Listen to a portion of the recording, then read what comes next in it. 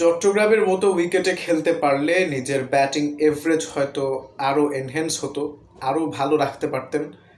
সম্প্রতি এক আলাপচারিতায় এমনটাই দাবি করেছেন বাংলাদেশ ক্রিকেট দলের ওপেনার ইমরুল কায়েস। অবসর তো এখনও নেননি, যদিও তার ফেরার সুযোগ আছে বলে মনে হয় না। অবসর নিয়েছেন কিনা আমার মনে নেই এই মুহূর্তে।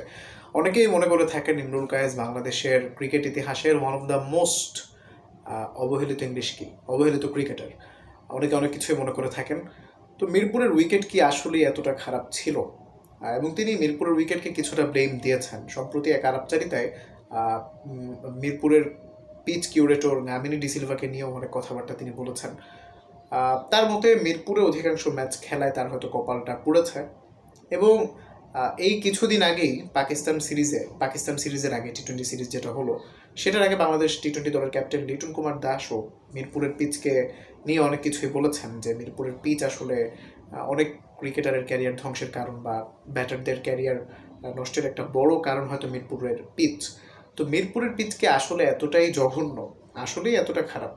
2021 সাল বাদ দিলে এর আগে কি মিরপুরের পিচে রান হতো না? 2000 যে বিশ্বকাপটা বাংলাদেশে হলো 14 সালে, বা 15, 16, 17, ওই সময় কি মিরপুরের পিচে এতটাই রান হতো না? মানে একদমই এত খারাপই ছিল যে সব দোষ মিরপুরের পিচের উপর দিয়ে চাপিয়ে দেওয়া যায় এরকম?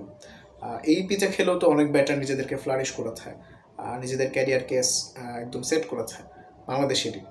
তো কিছু হলেই শুধুমাত্র মিরপুরের পিচকে দোষারোপ করা, বিষয়টাকে আপনারা কিভাবে দেখেন তা অবশ্যই কমেন্টে জানাবেন। ধন্যবাদ।